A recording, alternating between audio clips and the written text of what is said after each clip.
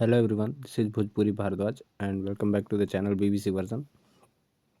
जैसा कि मैंने आपको बताया था कि हम लोग एसएसटी का क्लास शुरू कर रहे हैं और मैंने कल अपना पिछला वीडियो डाला है हिस्ट्री के जो प्लेलिस्ट है क्लास 6 का, उसमें आज हम शुरू करते हैं उसी चैप्टर के आगे का भाग। क्लास 6 सामाजिक अध्ययन, और ये रहा हमारा अतीत। ये तो आ गया है इंग्लिश मीडियम में, ये देखिए आ गया सोशल स्टडी आवर पास्ट। ये हम लोग पढ़ रहे थे चैप्टर 1। अब चैप्टर 1 में हमने बहुत सारी चीज़ों को देख लिया था कि कहाँ से खेती स्टार्ट हुआ था, लोग कहाँ आए थे सबसे पहले। अब हमें ये देखना है कि लोग कहाँ पे रहते हैं। देखिए यहाँ से कि फाइंडिंग अबाउट द पास्ट, ये तो नहीं था हमारा पेज, था यहाँ से पढ़ना था हमें। Why do people travel now days, यहाँ से हमको पढ़ना था। देखते हैं यहाँ पे, look at map one more, मतलब ये कह रहा है कि यहाँ पे आइए मैप को एक बार फिर से देखते हैं। हिल्स, माउंटेन्स एंड सीज, यहाँ पे देखिए hills, mountain and seas form a natural frontier of subcontinent. Subcontinent का मतलब ये होता है कि जैसे मान लीजिए, यहाँ पे आते हैं, पहले थोड़ा सा बड़ा करते हैं पेज को, यहाँ पे समझते हैं। देखिए जैसे मान लीजिए कि ये हमारा हो गया इंडिया का मैप।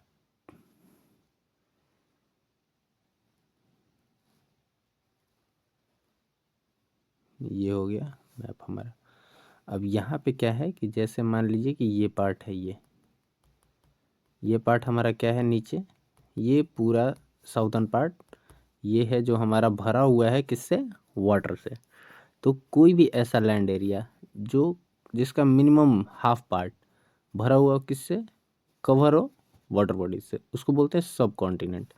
और अगर यही कंप्लीटली, इसको बैक करते हैं थोड़ा सा, देखिए यहाँ से समझ में आएगा। अगर ये कंप्लीटली कवर है वाटर से, तो अगर कोई स्मॉल लैंड एरिया है तो उसको बोलते हैं आइलैंड, या अगर कोई लार्ज लैंड मास एरिया है तो उसको बोलते हैं कॉन्टिनेंट। तो हमारा इंडिया मीडियम साइज़ का है तो इसलिए इसको क्या बोलते हैं, सब कॉन्टिनेंट। और इसका हाफ पार्ट जो है वो वाटर से सराउंडेड है, बाकी इधर तो डेजर्ट है, इधर माउंटेन्स हैं, और बाकी इधर क्या है, पूरा ये वाटर बॉडीज है। तो इसलिए इसको क्या बोलते हैं, सब कॉन्टिनेंट बोलते हैं। ठीक है, अब आइए देखिए आगे क्या है। यहाँ पे ये बताया जा रहा है कि form the natural frontiers of the sub continent. ये क्या है, अग्रदूत हैं। अग्रदूत किसको बोलते हैं, वैसे दूत मतलब सिपाही जो हमेशा सामने खड़े रहते हैं हमारी सुरक्षा के लिए। तो हमारे देश की सुरक्षा, हमारे इंडियन सब कॉन्टिनेंट को सिक्योरिटी कौन देता है, हिल्स, माउंटेन्स और सीज। ठीक है। यहाँ पे आते हैं, well it was difficult to cross this frontiers. ऐसे फ्रंटियर्स को डिफ़िकल्ट है क्या करना, क्रॉस करना। Those who wanted could and did scale the mountains and cross the seas. जिन्होंने ऐसा करने का प्रयास किया उन्होंने क्या किया कि उन्होंने पर्वतों को लांघा और समुद्रों को पार किया। People from across the frontiers, across मतलब कि उसके पीछे के, across the frontiers also came into the subcontinent and settled here, मतलब वहाँ पे आए और सेटल्ड हो गए। These movements of people enriched our culture. इससे क्या हुआ, हमारी संस्कृति और भी ज़्यादा इनरीच हुई। इनरीच हुई मतलब कि क्या हुई, समृद्ध हुई। इनरीच का मतलब होता है, यहाँ पे देखिए, समृद्ध। इनरीच का मतलब समृद्ध, तो समृद्ध हुई। People have assured new ways of carving stone. Carving stone, carving stone मतलब, कार्विंग मतलब होता है नक्काशी करना, मतलब कि किसी भी तरह का नक्शा बनाना, किस पे, स्टोन्स पे। कार्विंग स्टोन्स, कंपोजिंग म्यूजिक मतलब संगीत बनाना, and even cooking food over several hundred of years, कई सालों तक। क्या क्या क्या सीखे हम लोग उनसे, कि खाना कैसे पकाते हैं। अब देखिए ये तो आपका पॉइंट हो गया कौन सा, why do people travel now days, लोग क्यों एक जगह से दूसरी जगह यात्रा करते हैं, तो वो हमने देख लिया कि हमारा जो इंडियन सब कॉन्टिनेंट है वो नेचुरल फ्रंटियर से घिरा हुआ है, जिसके नेचुरल फ्रंटियर्स हैं सी, हिल, सीज, और जो लोग इनको पार करके आए वो हमारे देश में कुछ लोग रह भी गए यहाँ पे। लेकिन उनके रहने से क्या हुआ कि हमारा जो कल्चर है, हमारा जो ट्रेडिशन है, जो हमारी सांस्कृतिक परंपरा है, वो और ज़्यादा इनरिच हो गई, मतलब समृद्ध हो गई। ठीक है, तो यात्रा करने का तो ये एक फ़ायदा हुआ। अब देखिए क्या है, नेक्स्ट पॉइंट ये है, नेम ऑफ द लैंड, मतलब जो हमारी कंट्री है उसका नाम कैसे रखा गया और कौन कौन सा नाम है। तो यहाँ पे देखिए, two of the words we often use for our country are India and Bharat. दो ऐसे टर्म है जो हम लोग अपनी कंट्री के लिए यूज़ करते हैं। The word India comes from the Indus called Sindhu in Sanskrit. जो इंडिया वर्ड है जो हमारे कंट्री के लिए यूज़ होता है वो इंडिया है, जो कि सिंधु नदी से आया है। अब सिंधु नदी कहाँ पे है कि मान लीजिए कि ये 4 साइड है, यहाँ पे देखिए समझते हैं।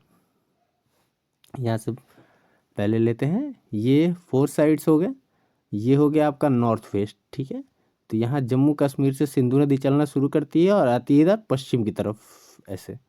तो ये जो इंडस नदी है इसके इधर अभी प्रेजेंट में क्या है, ऊपर पाकिस्तान है और नीचे अफगानिस्तान है।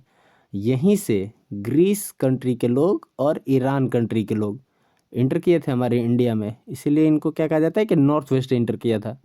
और ये है आपका इंडस रिवर, जिसको हिंदी में बोलते हैं सिंधु या संस्कृत में। और ये लोग जब इंटर किए तो इस नदी को जो पार किए तो इस नदी के ये ईस्ट साइड में, आपको पता है ये नॉर्थ साइड है, ये साउथ साइड है, ये ईस्ट साइड है और ये वेस्ट साइड है। तो नदी से जब ईस्ट साइड, मतलब कि ये पूरा लैंड एरिया, इनको जो ईरानी और ग्रीस मतलब ग्रीक कंट्री से आए उन्होंने क्या कहा, इसको इंडिया कहा। क्यों, ये सिर्फ इंडस रिवर के कारण, ये इंडस रिवर के कारण कि इंडस रिवर के ईस्ट साइड में जो भी लैंड पार्ट है वो क्या है, इंडिया है। तो ये तो हमारा ऐसे पहला नाम मिला। अब देखिए क्या है, दूसरा नाम मिला भारत। देखिए यहाँ से, the name Bharat was use for a group of people who lived in north west. अब जब वो यहाँ पे आए तो क्या हुआ,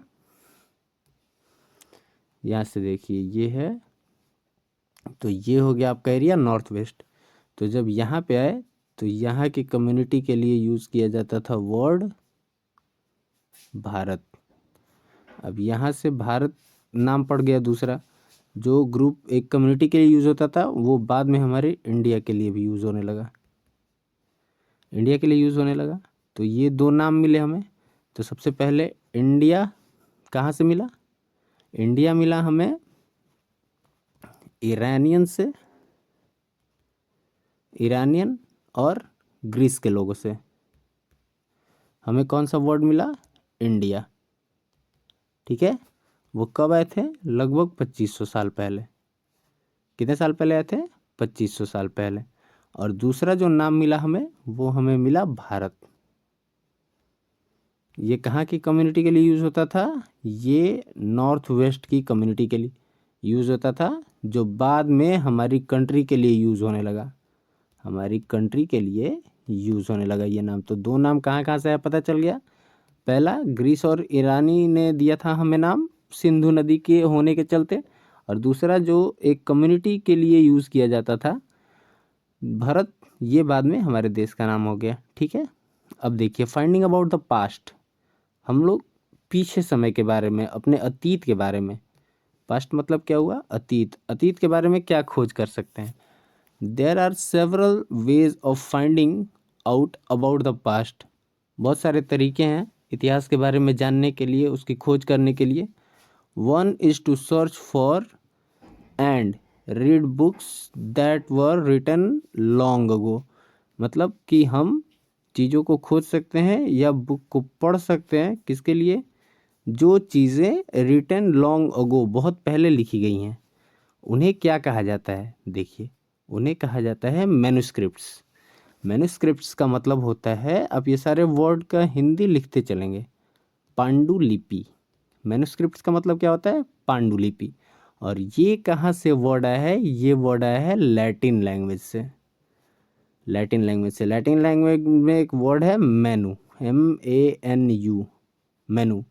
मेनू जिसका मतलब क्या होता है हैंड, मेनू क्या होता है हैंड। तो यहाँ पे मेनू और स्क्रिप्ट, तो स्क्रिप्ट मतलब क्या होता है लिपि, मतलब लिखने की शैली। तो मैन्युस्क्रिप्ट मतलब क्या हो गया हस्तलिपि, हैंड मतलब हस्त और लिपि स्क्रिप्ट, तो मैन्युस्क्रिप्ट मतलब क्या हो गया हस्तलिपि। Because they were written by hand, देखिए यहाँ पे दे दिया because they were written by hand, this comes from the Latin word manu meaning hand, these were usually written on palm tree. Palm leaf क्या होता है, पाम लीफ होता है ताड़ का पत्ता, जो हम लोग नॉर्मली ताड़ देखते हैं पेड़, उसके पत्तों पे लिखा जाता था, और या on the specially prepared bark of a tree, या एक विशेष प्रकार की पेड़ की छालों से बनाया जाता था। वो कौन सा पेड़ था, बर्क, बर्क ट्री के बार्क से एक स्पेशल मटेरियल को प्रिपेयर किया जाता था, which grows in the Himalayas, जो कहाँ पे मिलते हैं, हिमालयाज में। क्या मिलता है हिमालय में, ये बर्क ट्री। बर्क ट्री का क्या यूज़ होता है, इसके बार्क का यूज़ होता है किस चीज़ के लिए, प्रिपेयर्ड करने के लिए, स्टडी मटेरियल्स को लिखने के लिए। और दूसरा क्या है पाम लीव्स, तो दो चीज़ों पे लिखा जाता था, क्या लिखा जाता था, मैन्युस्क्रिप्ट्स। ठीक है, आगे देखते हैं, आगे आइए नेक्स्ट पेज पे।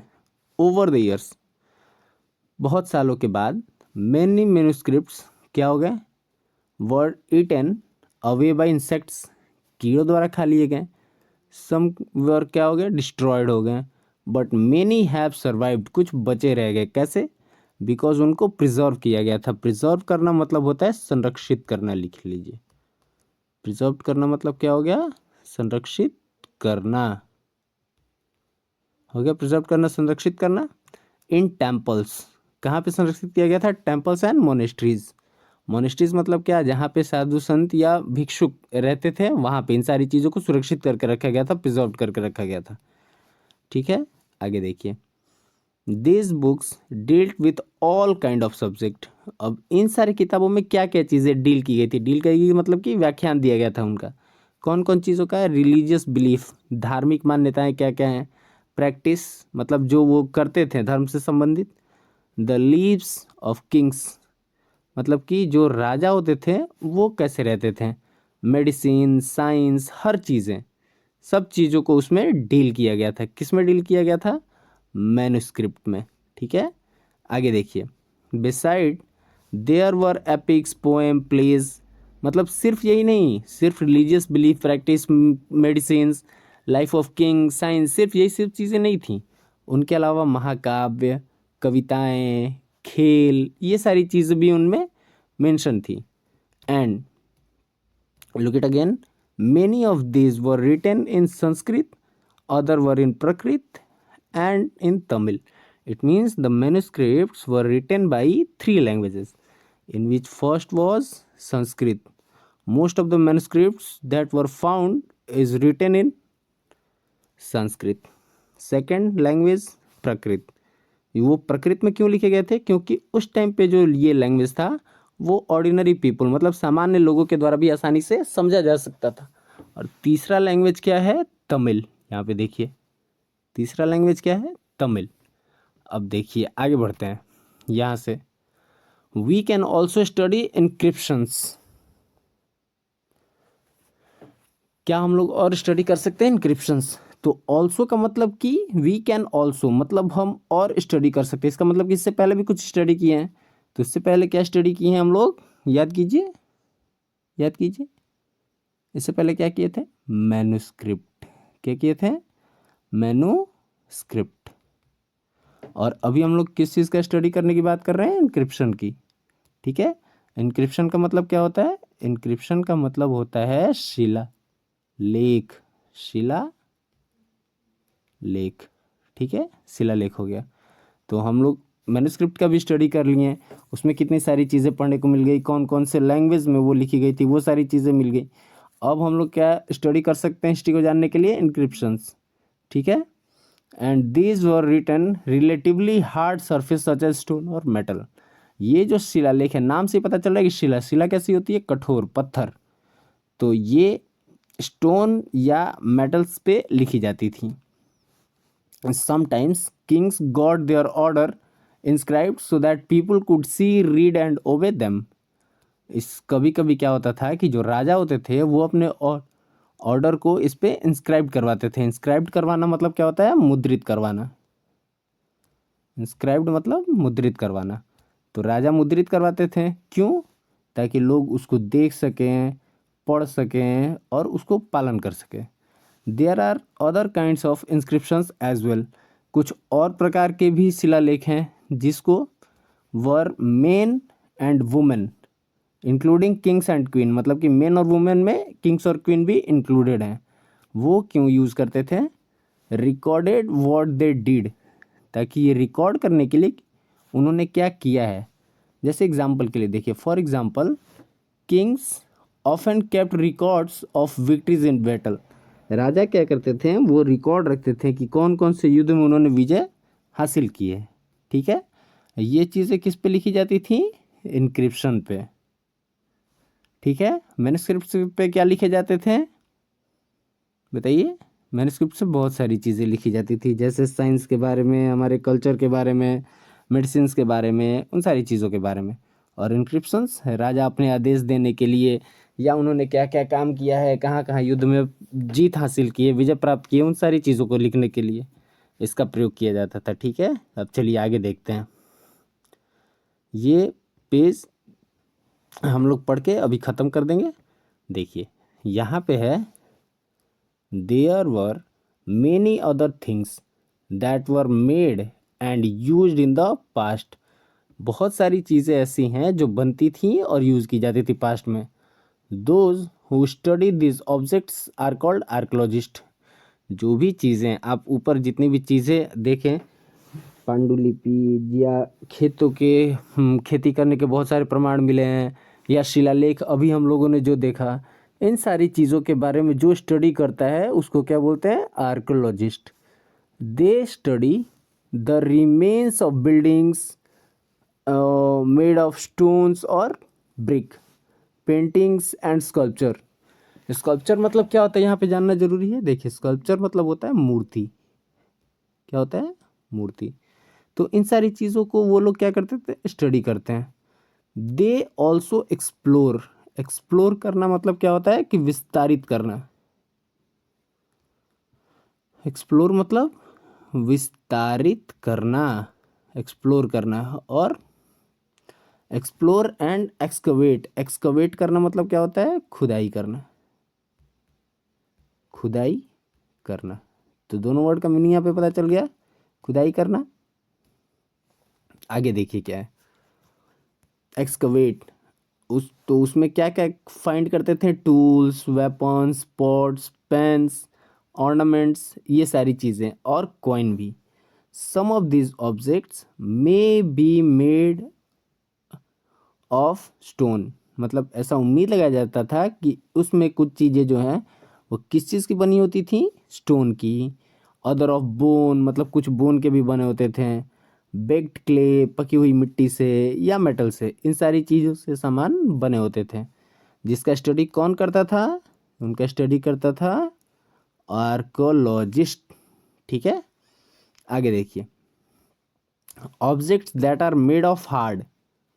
Objects that are made of hard imperishable substances usually survive for a long time.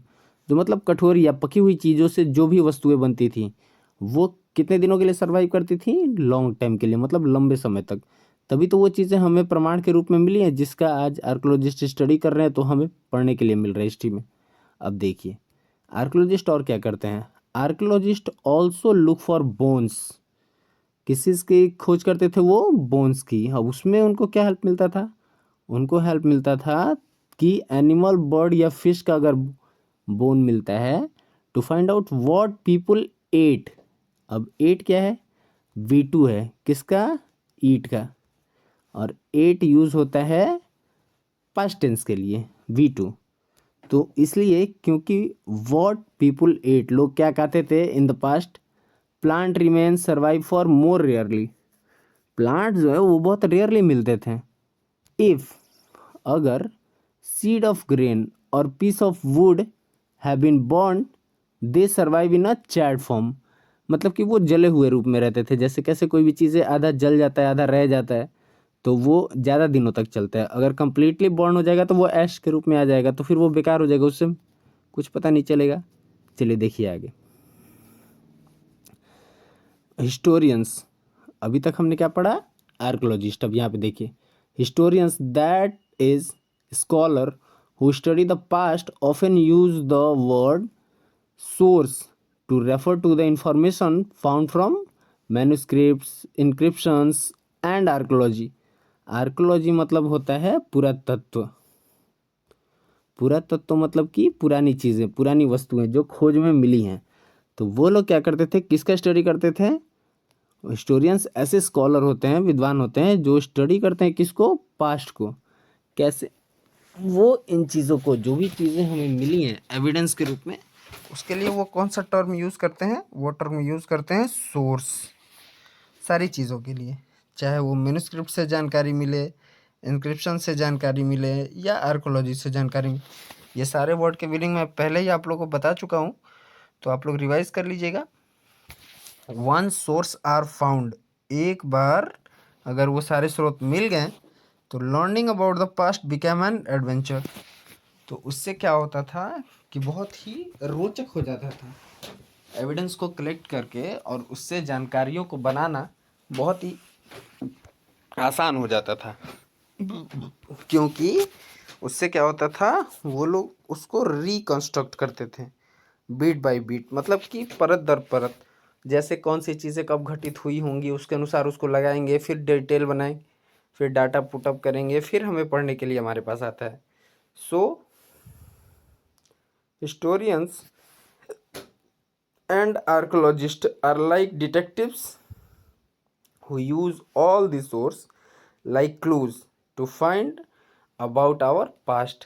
अब जो हिस्टोरियंस हैं या आर्कोलॉजिस्ट हैं वो कैसे काम करते थे? डिटेक्टिव की तरह। डिटेक्टिव किसको बोलते हैं? डिटेक्टिव मतलब होता है जासूस।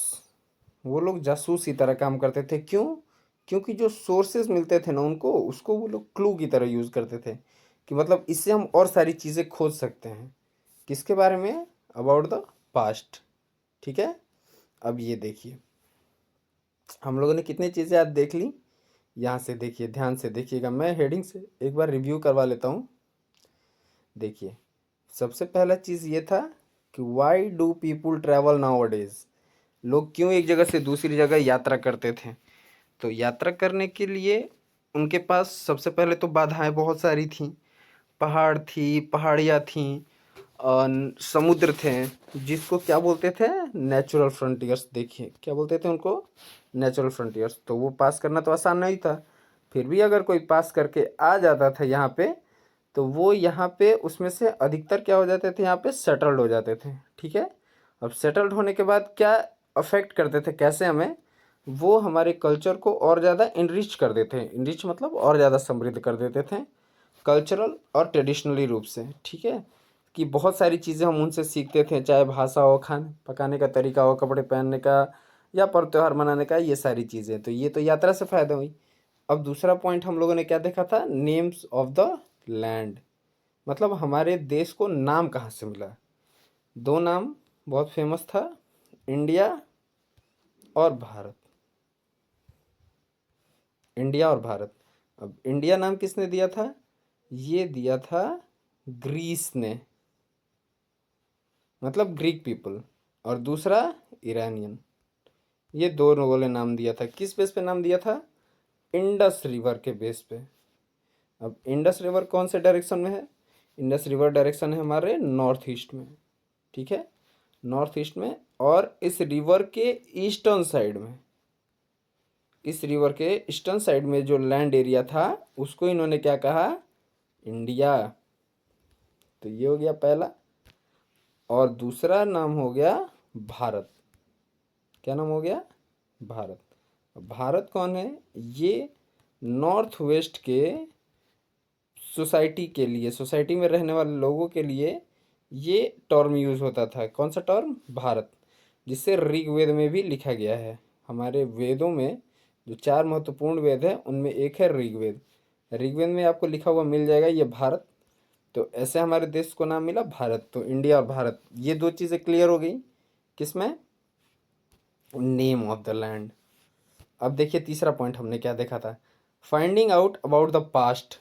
किसके बारे में, फाइंडिंग आउट ऑफ पास्ट। तो फाइंडिंग आउट कैसे हम लोग कर सकते हैं पास्ट के बारे में, उसके लिए कौन कौन सी चीज़ें मिली थी हमें, ध्यान दीजिएगा। सबसे पहले मिली थी हमें मैन्युस्क्रिप्ट। मैन्युस्क्रिप्ट कहाँ से वर्ड आया था, ये लैटिन वर्ड है, ठीक है। लैटिन वर्ड, इसका मतलब क्या होता है, हैंड, मतलब हाथ से लिखी हुई चीज़ें, ये हो गई मैन्युस्क्रिप्ट। ये किस चीज़ों से बनता था, अब देखिए बनने के लिए क्या है, सबसे पहले इसके लिए था पाम लीफ, ये तो पहला सोर्स हो गया। दूसरा सोर्स क्या हो गया था, bark of tree, bark of bog tree, BIRCH, bog tree. और ये बॉग ट्री कहाँ पे मिलता था, कश्मीर में, जम्मू कश्मीर में, ठीक है। ये हमें मिलता था जम्मू कश्मीर में। अब देखिए आगे, ये तो हो गए 2 पॉइंट हमें। उसके बाद और क्या हमें मिला था, इंक्रिप्शन। क्या मिला था, इंक्रिप्शन। इंक्रिप्शन मैंने आपको बता दिया है पहले ही, इंक्रिप्शन का मतलब हुआ शिला लेख, ठीक है। तो हमें मैन्युस्क्रिप्ट मिला, इंक्रिप्शन मिला, जिससे हम क्या करते थे, पास्ट के बारे में आसानी से जान सकते थे। अब जो लोग इनको स्टडी करते हैं उनको हमने क्या देखा था, आर्कोलॉजिस्ट कहा जाता है, ठीक है। और आर्कोलॉजिस्ट सिर्फ उन्हीं की खोज नहीं करते थे, वो और चीज़ों को देखते थे एक्सकवेट करके कि कहाँ पे क्या, स्पेशली अगर बोन्स मिल जाए तो वो थोड़े से उस पर ज़्यादा रिसर्च करते थे, इसलिए ताकि पता चले कि कौन कौन से एनिमल के बोन्स हैं, ताकि पता चले अगर वो नदी से दूर है तो जाहिर सी बात है खाने के लिए होगा। तो ये सारी चीज़ें आर्कोलॉजिस्ट को हेल्प करती थी। दूसरे क्या थे, हिस्टोरियंस। अब हिस्टोरियन क्या करते थे, ये जितनी भी चीज़ें हैं, मैन्युस्क्रिप्ट, इनक्रिप्शंस या आर्कोलॉजी, पुरातत्व, मतलब जो पुरानी चीज़ें हैं, जो भी चीज़ें मिलती थी उसके बारे में ये लोग स्टडी करते थे। और हिस्टोरियंस और आर्कोलॉजिस्ट, ये दोनों के लिए कौन सा टर्म यूज़ होता था, डिटेक्टिव। डिटेक्टिव मतलब जासूस, डिटेक्टिव का मतलब हो गया जासूस। वो क्या करते थे, इन सारे सोर्सेज को, जितने भी उन्हें स्रोत मिलते थे जहाँ जहाँ से, उनको क्लू के रूप में यूज़ करते थे। जैसे हमें कुछ पता चलता है तो कैसे हम लोग बोलते हैं ना कि अरे ये हमें क्लू मिल गया, इसके थ्रू हम लोग चीज़ों को आसानी से समझ सकते हैं आगे के।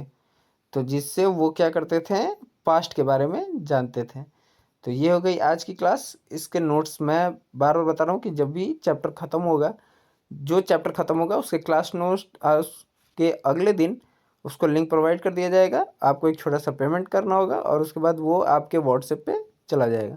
तो मिलते हैं अगले वीडियो में। सिर्फ ये 2 पेज और बचा है, इसको हम लोग कल के लेक्चर में ख़त्म कर देंगे। मैंने अपने शॉर्ट्स वीडियो में बताया है कि कम से कम 3 वीडियो होंगे एक चैप्टर के, क्योंकि 2-3 से ज़्यादा पेज अगर डिस्कस करेंगे तो वो समझ में नहीं आएगा। तो मिलते हैं अगले वीडियो में। बहुत बहुत धन्यवाद।